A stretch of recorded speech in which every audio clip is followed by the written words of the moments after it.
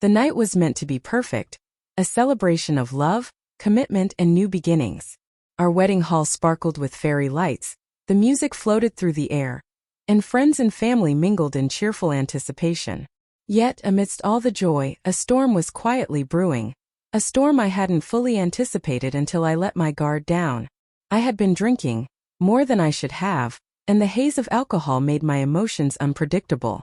That's when I saw him, my ex Ethan, standing near the edge of the dance floor smiling, watching me in a way that sent a strange mixture of nostalgia and recklessness coursing through my veins. For a split second, I felt the pull of old familiarity, the dangerous temptation of what if. And before I knew it, I found myself extending my hand, letting him take me into the center of the floor. The music swelled, and for a few intoxicating moments, it was just us laughing, spinning, caught up in a past that was supposed to be behind me. I didn't think about the consequences, about the eyes that would be watching, or the vows I had made just hours before. I was lost in the thrill, the nostalgia, the adrenaline of being seen again by someone who had once known me intimately.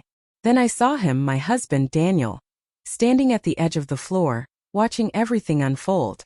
At first, there was disbelief in his eyes, a stunned pause that froze the entire room in tension.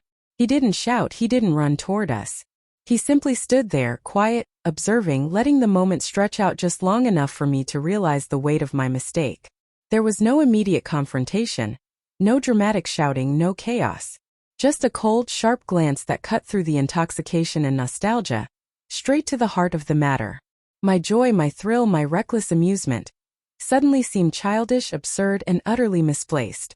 I had forgotten that actions, even the smallest and seemingly playful, carry consequences, especially when they threaten the trust of someone who has given you everything. That night, the lesson became painfully clear. Temptation, carelessness, and nostalgia can blind you to the reality of your choices. And when someone has the calm clarity, the patience, and the quiet decisiveness to respond, the consequences can hit harder than any immediate reaction ever could. Daniel didn't react with anger or confrontation.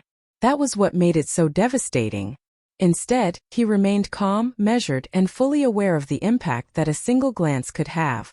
I could feel his eyes on me, dissecting every movement, every laugh, every spin on the dance floor with Ethan. And in that quiet observation, I suddenly felt exposed, stripped of the thrill, stripped of the excuse of alcohol, stripped of the illusion that I could escape accountability. I tried to laugh it off, tried to act casual, but the weight of his gaze pinned me. Ethan noticed it too, a shift in energy that neither of us could ignore.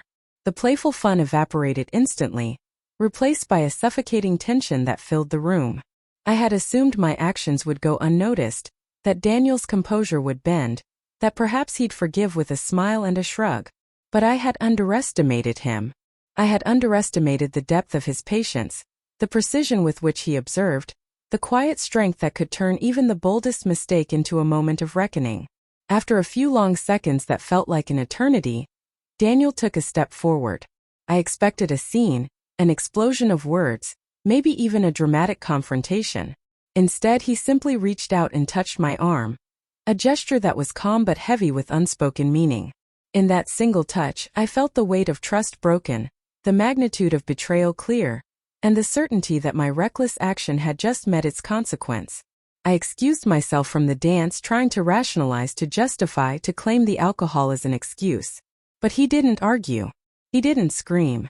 His silence was a hammer, each second striking harder than words ever could. Around us, the wedding continued, guests oblivious to the private disaster unfolding in the corner of the room. And yet, within that silence, the lesson was absolute. My attempt at nostalgia, my flirtation with past temptation, had collided head-on with someone whose patience, trust, and decisiveness were unwavering. By the end of the night, the damage was done. Ethan had been quietly escorted away, and I had been left to confront the reality of my choices. My thrill, my alcohol-fueled boldness, had met the calm certainty of a husband who would not tolerate betrayal, even the smallest, most fleeting kind.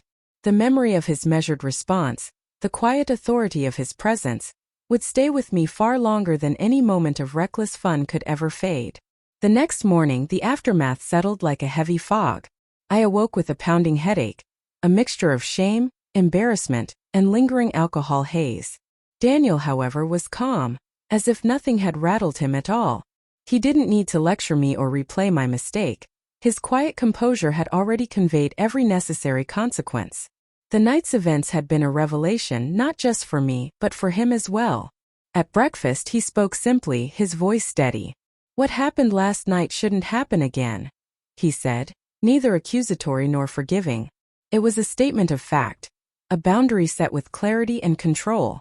I nodded, feeling the weight of those words settle on my shoulders.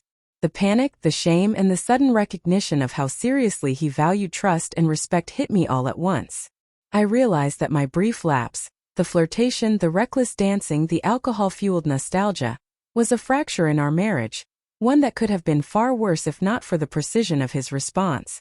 For weeks after, I replayed the events in my mind. The thrill of the dance, the temptation of familiarity, and the reckless exhilaration of my actions contrasted sharply with Daniel's quiet, measured reaction. He had not shouted, not humiliated me, not attempted to control me through anger.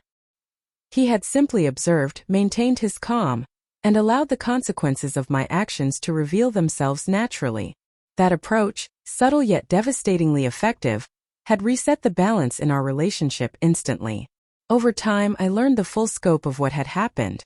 Daniel's composure had taught me more than any argument or punishment ever could. Trust, respect, and boundaries are not enforced through spectacle or confrontation. They are enforced through presence, patience, and the quiet certainty of action when needed. Every glance, every moment of observation, had been enough to communicate the gravity of my mistake. Looking back now, the lesson is impossible to ignore. Temptation, carelessness, and reckless nostalgia may feel thrilling in the moment, but when they collide with someone who values trust, integrity, and deliberate action, the results are swift and undeniable. Daniel had not only ended the reckless behavior instantly, but had done so with a calm authority that left no room for negotiation. My fleeting lapse had met permanent clarity, and in that, I finally understood the true power of measured action, patience, and unwavering standards in love, respect, and marriage.